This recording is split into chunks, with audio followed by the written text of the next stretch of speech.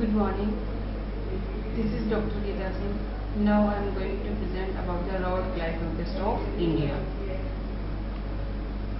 Robert Clive conquest India. Robert Clive worked in an office for the IEC but was getting bored.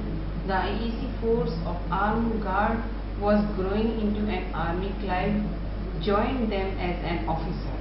In 1751, Clive led 500 men against 10,000 French and Indian soldiers and both. Clive led the IEC army to victory many times, forcing the French out and making the East India Company very powerful. It was not the British government taking over India, it was a British business. From about 1800 AD, British Christians tried to change Indian custom. The Hindu practice sati is believed to have organized some 700 years ago in India.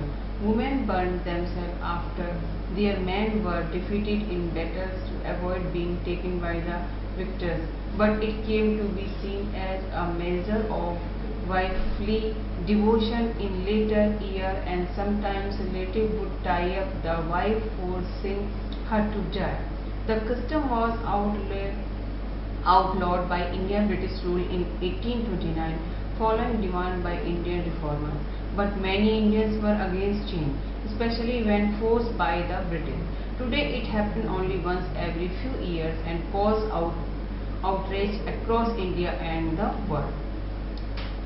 The 1857-58 Indian Mutiny, the 1857-58 War of Independence.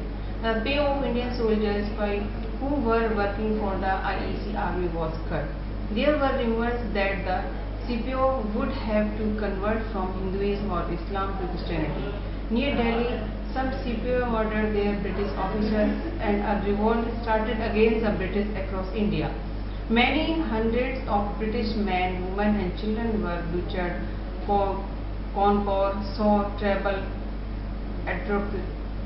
atrocities. Then the British got their revenge. At Concord, the British made anyone suspected of being a rebel licked the ground where the British had been butchered. Other rebels were tied to the mouth of cannon and blown to the pieces. Thousands died from the both sides, and the relationship between the British and the Indians would never be the same again. The British Raj 1858 to 1947. In 1858, in response to the rebellion, the British government abolished the East India Company and declared that India would be ruled directly by the British government.